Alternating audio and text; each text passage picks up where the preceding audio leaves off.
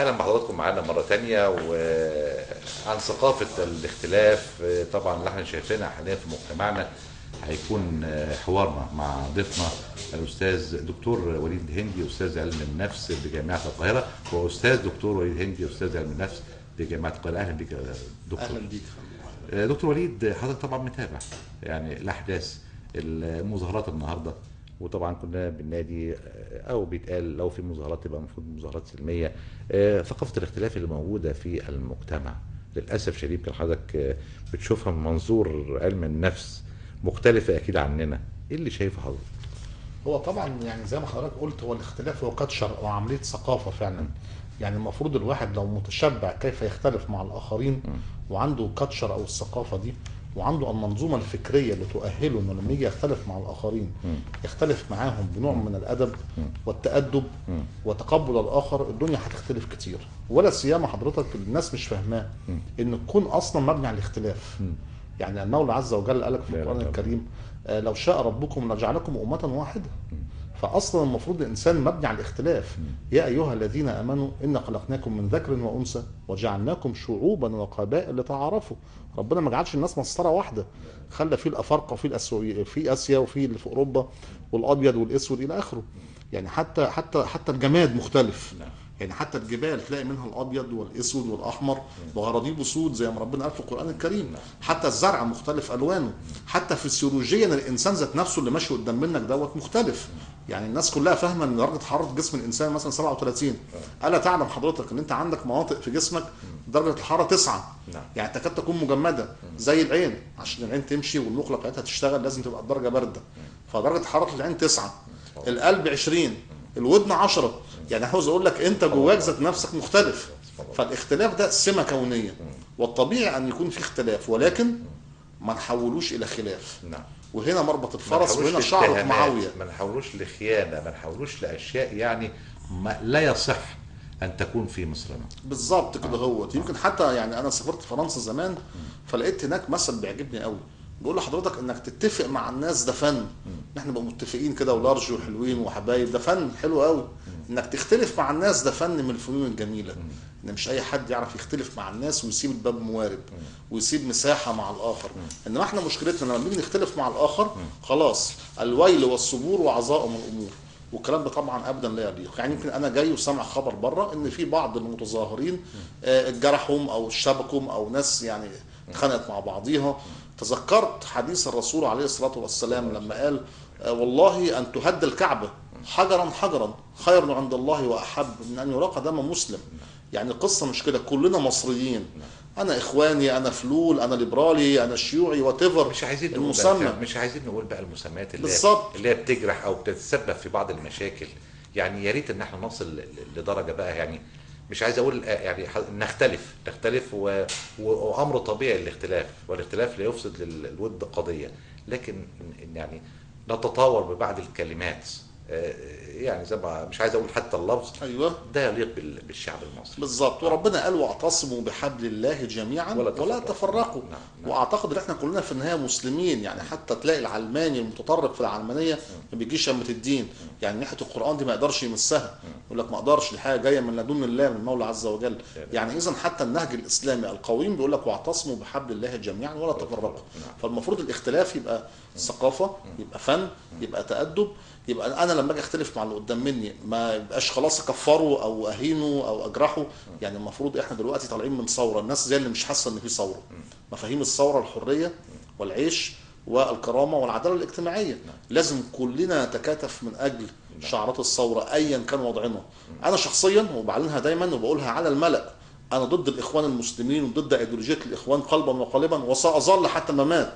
وما رحتش انتخبت واحد اخواني. وجهه نظر حضرتك، وجهه نظر. ما انا بقول لحضرتك انا شخصيا لما رحت صندوق الانتخابات ما صوتش الدكتور محمد مرسي، ولكن انا معاه قلبا وقالبا. طالما الاغلبيه هي اللي جابته يبقى المفروض انا قاعد نحترم الصندوق. طبعا احترم الصندوق واديله الفرصه كامله انه يعبر عن ذاته، واديله الفرصه كامله ان هو يحقق برنامجه. ان اصاب ما انا هينوب عجبتني الاصابه. مقوله يا دكتور وليد، كان الناس بتتكلم فبتقول ده الواحد لما بيكون عايز يعني يعمل شقه، يوضب شقته، بتقعد شهر وشهرين وثلاثه. مبنى ببلد ومحتاجه الكثير ومحتاجه الكثير. صحيح. عجبتني قوي الكلمه دي. صحيح. مع كلام حضرتك ان احنا نعطي الفرصه، لازم نديله الفرصه كامله. انا وبعدين خد بال حضرتك لما بقول لك انا مع الدكتور محمد مرسي مش معنى ان انا بايد كل قراراته، بالعكس انا معاه. ان اصاب بقول له انت اصبت، نديله اثابه واشاده ونعزز اللي هو عمله، وان اخطا من على الاقل من وجهه نظري او لم يصيب او لم يعني يحالف الحظ في قرار ما، دوري انا عشان انا معاه وبسنده ان انا اقول له تكير هنا، نضرب له فلاشر هنا، كان المفروض ما يحصلش كده اهوت، ونديله البديل. يعني كمان ما نهاجمش. نعم. يعني شفنا في اوروبا بيعملوا حكومه ظل. ايه حكومه الظل دي؟ اي ازمه بتواجه البلاد بدل ما هم قاعدين بينتقدوا ولا بيشوف في جرايد وعرض بتقول على ما هياش مجرد بتنتقد النظام اللي موجود على الكرسي وخلاص. طيب دكتور وليد، يعني هقول حاجه وهندخل بعد كده على راي الناس والاختلافات الموجوده خاصه على الفيسبوك. حضرتك شايف نسبه الاختلاف هل نسبه طبيعيه ولا غير طبيعيه؟ لا طبعا غير طبيعيه. غير طبيعيه. غير طبيعيه. المجتمع المصري طيب اصبح منقسم على نشوف مع بعض هذا الجزء، ثقافه الاختلاف، ونرجع تاني ونكمل هذا الموضوع. نشوف مع بعض.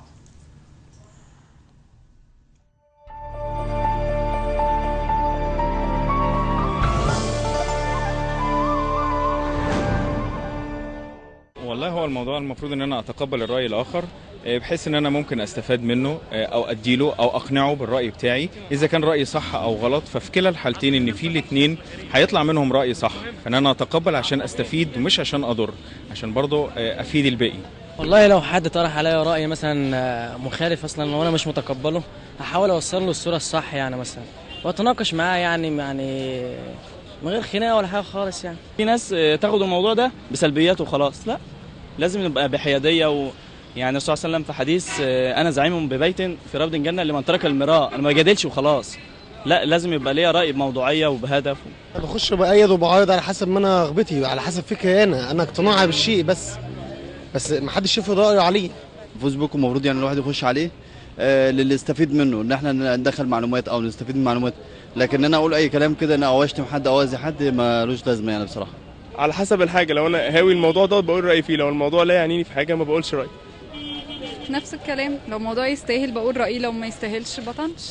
هي مجرد وجهات نظر، يعني لو كنت طلعت بوجهه نظره اكيد هتقبلها، يعني كده اشوف الصح واعملها.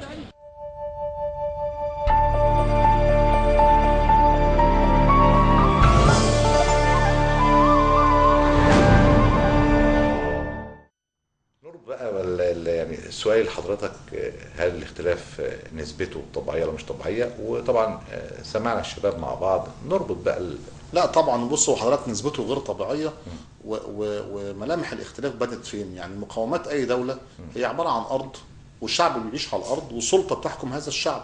السلطه متغيره رايحه جايه، حتى لو قعدت 30 سنه زي اللي قعد اللي قبل منه المخلوع، في الاخر مشى. الشعب ممكن بيجدد نفسه بنفسه والناس بتتوارث، اما الارض فهي ثابته. المشكله اليومين دولت حضرتك ان الاختلاف مش موجود في الشعب وبس، موجود في النخبه، موجود في السلطه الحاكمه. فلازم الكل يبقى فيه نوع من ضبط النفس. يعني انا طبعا بالرغم من تحفظي ان يطلع النهارده بعض المسيرات وبقول سيبوا الانتاج وسيبوا العجله تمشي، انا متحفظ اهو، ولكن انا معترض على اللي طلع كفر الناس اللي طالعه النهارده في المسيرات، واللي اباح دمهم، واللي وصفهم بالجاهلين والمارقين. يعني ولذلك حتى انا بقول لحضرتك ايه، الاخ اللي رفع قضيه على عادل امام عشان يحبسه بيعاقبوا على الابداع بتاعه، على مجرد تخيل واماجن ممكن يكون صح وممكن يكون غلط. اين انت الان من اللي كفر مصريين ومسلمين طالعين في المسيرات؟ يعني ما عاقبتش ليه او ما رفعتش دعوه على اللي بيتكلم وبيحرض الناس على القتل؟ فانا بقول كده هوت ان الاختلاف دلوقتي بقى كل واحد بيختلف في الوقت اللي هو عاوزه، وحسب مزاجه وحسب الاتيتيود وحسب الايديولوجيه حسب هواه وحسب هواه. لا المفروض في مسطره بتحكم الامور. وقبل كده يمكن في شهر رمضان مبلغ رساله الدكتور محمد مرسي، قلت له ان المخلوع في 30 سنه ما عاقبش واحد بتهمه اهانه رئيس الجمهوريه غير الاستاذ ابراهيم عيسى، وجاء في وقت معين وعفى عنه، وكان بالقانون ما ينفعش في 45 يوم يتم معاقبه 8 تنفار من الشعب المصري بتهمه اهانه رئيس الجمهوريه. ما احنا عاوزين برضو الاختلاف من السلطه الحاكمه برضو يبقى ليها رؤيه وليها نفس شويه عشان ينعكس على الشعب. ما ينفعش في 45 يوم يبقى في صحف يتم منع اصدارها او يتم غلق قنوات. خلي القانون ياخد مجراه والمخطئ يعاقب، ولكن يبقى في فن الاختلاف. اعتقد ان لو السلطه ما عندها شويه والشعب اللي عنده شويه، اكيد المركب هتمشي ومش هنبقى احنا بكم الخلافات اللي موجوده دلوقتي. نقدر نقول روشته يا دكتور وليد؟ طبعا روشتة للاصلاح، روشتة للتقارب، روشتة لعدم الاختلاف، روشتة من اجل النهوض ببلدنا. احنا محتاجين روشتة، واللي يسمعها يسمعها فعلا كده باذان الصاغية. الروشتة تكمن في مبادئ الثورة: عيش، حرية، كرامة، عدالة اجتماعية. العيش بعد اسبوعين في رغيف هينزل ب 10 صاغ، ابشرك بكده، فما تكلمنيش عن العيش. الحريه حضرتك المشهد اللي احنا بنشوفه، نتمنى ان الناس كلها صدرها يوسع لبعضيها وكل واحد يعبر عن الحريه بادب، يبقى في برضه استيعاب من السلطه الحاكمه لاي تيار معارض ممكن طالع. العداله الاجتماعيه، عاوز اقول لسعادتك ان انا الشهر اللي فات قابض فلوسي ناقص الحوافز عشان ما فيش فلوس، واعضاء مجلس الشعب المنحل ما زالوا بيقبضوا فلوسهم لحد النهارده قابضين فلوس الشهر وهم لا يمارسوا اي عمل. فهي دي العداله الاجتماعيه. يعني برضو الله اعلم، مش عايزين نقول يعني، لا انا بقول لك واقع من وجهه نظر حضرتك يعني. برضو يعني قصدي لو في نعم انا يعني بدي مؤشرات لايه؟ بدي مؤشرات حينما تسود العداله الاجتماعيه والمواطن يستشعر ان في خير جاي له، نفسه هيهدى شويه. واحنا عاوزين غير كده. الرئيس جمال عبد الناصر عمل الثوره في شهر يوليو، في شهر 9 كان في اصلاحات، كان في مجانيه تعليم، وكان في اصلاح زراعي، وكان في توزيع اراضي. يعني قصدي الدكتور محمد مرسي امامه فرصه ذهبيه للدخول التاريخ من اوسع ابوابه، يعمل قرارات ثوريه. انا شخصيا لما عزل المشير طنطاوي، ايه القرارات الثوريه اللي حضرتك تتمنى ان يعني يعملها الدكتور مرسي؟ في قرارات ياما في التعليم. حضرتك ميزانيه التعليم في مصر دلوقتي بعد الثوره بقت اقل من قبل الثوره، والتعليم قضيه امن قومي. شوف بقى انت نسبه عايزين نهضه في التعليم فعلا. نهضه طبعا.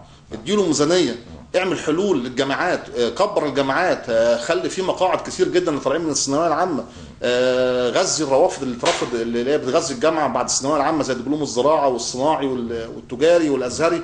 يعني خلي حضرتك فيه متسع عشان الناس تخف شويه عندها القلق بتاع الثانويه العامه والضغوطات التعليميه. اعمل نهضه تعليميه، دي مهمه جدا. اعمل نهضه صحيه. انا بكلم حضرتك النهارده مستشفى الميري هنا عندنا في اسكندريه قسم الطوارئ ما بيستقبلش حالات، مقفول لعدم وجود الامن.